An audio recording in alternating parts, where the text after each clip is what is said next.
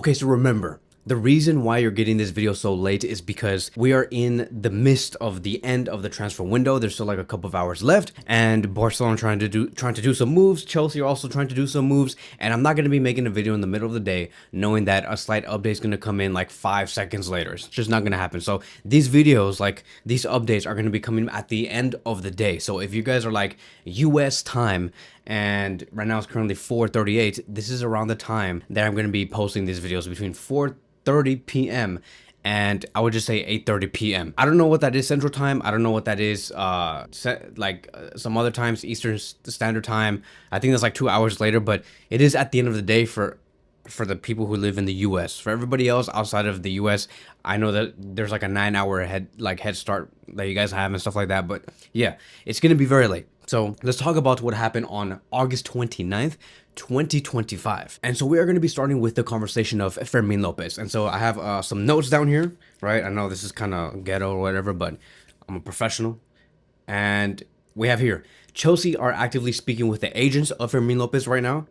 There was even talks on Friday between the agents and and Chelsea and everybody else, and even with Fermín López. But in the end, Barcelona are very confident that Fermín López is going to be staying, so there's not going to be any issues. The only issue that could arise here is Fermín López just saying like last minute, I want to go to Chelsea. That is my home club. I love Chelsea. I understand their plan. I understand their sporting plan, and I want to go there. But as of right now, Fermín López does not seem like he's interested. I believe that there is more persuasion that's coming from Chelsea than anybody else. There's more intensifying talks that are coming from Chelsea, but it's kind of like where you're in a situation where you want this girl, but the girl's like, no, I don't want you because you might not be good enough. Yes, I know that you're rich. Yes, I know that you have a lot of money, but you don't have the charisma. I think that you're too bland, and you might be kind of like a dickhead or whatever. And so I just don't want you. I know you're rich. I know you have money, but I deserve somebody better, somebody that actually loves me. So that is the exact same thing with Fermín López, Barcelona, and Chelsea. I believe that Barcelona is that girl, right? That does love Fermín López, that cares for Fermín, wants him to develop, wants him to become the best version of himself, not just as a player, but also as a human being. And that's very important, right? I know that Chelsea are saying, we'll give you 15, 18 million euros a season, and we'll for sure make you a starter in the number 10 position, and you're going to be playing in all Champions League matches. You'll even have the opportunity to face FC Barcelona and maybe persevere and really like show to everybody that you are the best number 10 in the world. Whatever Chelsea is saying, that's probably what they're saying, but Fermín López does not care. I want to see in 3 to 4 months Fermín López scoring a brace against Chelsea. I want to see that. I don't want to see Fermín López going up against FC Barcelona, maybe scoring a goal, and then like just kind of like, bro, like what the hell? And then everybody's gonna clown us. There's that potential route right down the road where people might clown us and be like, oh yeah, you guys sold Fermín López, and now look at him, he's doing amazing at Chelsea in the Premier League and scoring goals against you guys and whatever, right? So but as of right now, nothing serious is going on. I think that there is no reason for us to panic. So moving away from that, speaking about youngsters, we're talking about what's his name, Gerard Martin, the next Maldini.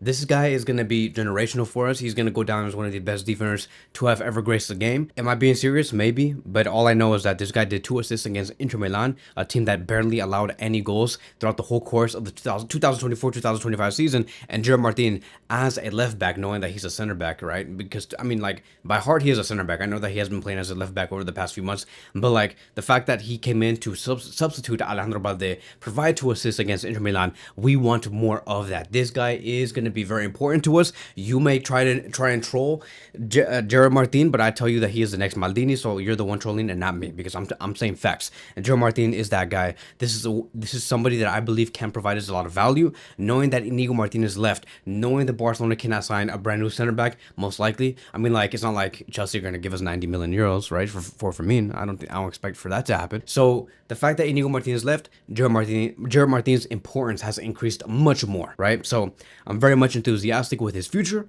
I believe that we're going to be seeing multiple, I would say, options of Gerard Martin playing next to Alejandro Balde and Pau Cubarsí with Jules Koundé. So watch out for that. I know a lot of people are going to be kind of like scared that, oh yeah, he's going to be making mistakes. I think that everybody has that chance to develop. Gerard Martin will do okay. But he's registered. He will be available for the next match against Rayo Vallecano. I believe that it's going to be our next matchup, which is going to be happening on Sunday. I might be wrong. I think it is Rayo, but it is Rayo. It's going to be happening on Sunday. We'll be making a post-match review and a pre-match preview for that game. It's going to be very, very exciting. Now, before I even progress to the next conversation, which is the most important one, remember, I have a comic book movie channel. So if you guys have not heard about that, there is a link on the post that I have made on YouTube. It's also called Mr. Verse. I talk about like Spider-Man, Captain America, Superman. Yes, I know. I act like I'm 11 years old. Maybe by heart, I am 11 years old. Physically, look, if you look at me, right?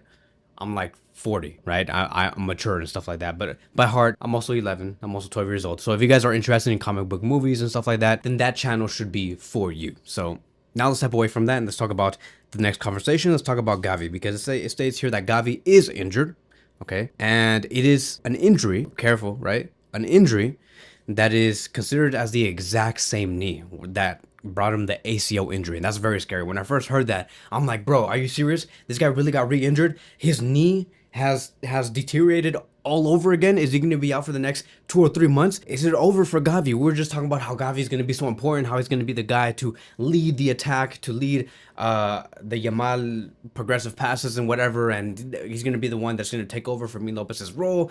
And there was huge plans for Gavi. We talked about Gavi multiple times, and the fact that this guy has gotten re-injured and it's the same knee, that is a huge problem. Now, for the doctors are looking at this and they're saying, okay, the swelling has to go, like the swelling on his knee must go, and then we're going to get all the tests done and then have some final confirmation. But the only thing that we know right now is that the injury that he has gotten is coming from the exact same knee where he got the ACL injury. So these were things that I was talking about throughout the whole day, bro. And I was ranting with one of my friends. I'm like, bro, are you serious? Like, Barcelona can never catch a break. But then I got into my car, right, earlier today.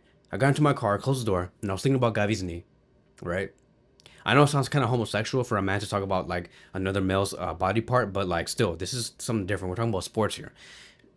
I was thinking about Gavi's knee, and I'm like, wait a minute. This is a tactic. This could be a tactic, and I talked about this on X before, aka Twitter. If you guys don't know what X means, it's Twitter. It's not like a porn website or something like that, right?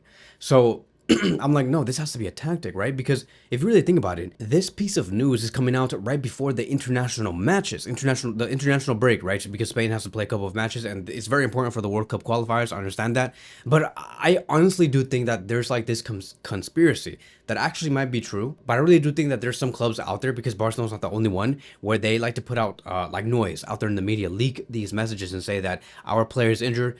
He cannot go to the international break and play with the Spanish national team or the French national team or wherever, the English national team. We want to retain the player here. And that's only to safeguard the player, so that player doesn't have to get overloaded or fatigued by playing all of these matches.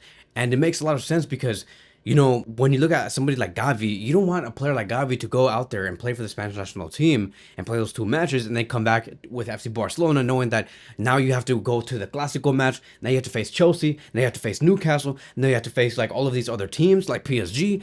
It's a very important season for us, and I believe that Flick and John Laporte and Deco are looking at this and saying like, okay, like, yes, I understand that the Spanish national team is important, also the French national team is important, but like, if there's any sort of small fatigue that any of our players are experiencing, let's kind of amplify that, put it out there to the media, and like just keep the players there, keep the players here, and just so they can rest and be okay. And I think that that is what's going on with Gavi. I know that this might be like a false conspiracy theory that I'm developing here, because like you may question, oh, but Kevin, why doesn't Barcelona do that for a player like Pedri? And I think that that's a very different case, because Pedri has been showing that he is very much mature, that he very much knows his body now. He does not get injured anymore. There is a certain plan that De La Fuente has with Pedri, and De La Fuente has publicly stated that, you know, he likes to really make sure that Pedri does not get like overloaded or whatever. And so maybe there's a tactic there. Maybe that's the reason why Barcelona is okay with letting Pedri go. And he has showcased in the past year that he no longer gets injured as much as he used to. So I think that for him it's going to be okay. But with Gavi, it's different, because he just came back from an ACL injury, and Gavi very much is a Hansi Flick type of player, which increases his importance. So it is alarming, but at the same time, I can see why they're amplifying this type of information, making it seem a lot worse than it should be, and keeping him at FC Barcelona to make sure that he's fully prepared for those Real Madrid matches, the PSG matches. And also, if you guys do not know, it is the anniversary of Gavi, right? So I think that Gavi made his first appearance for Barcelona 5 years ago today or something crazy like that. So congratulations to Gavi.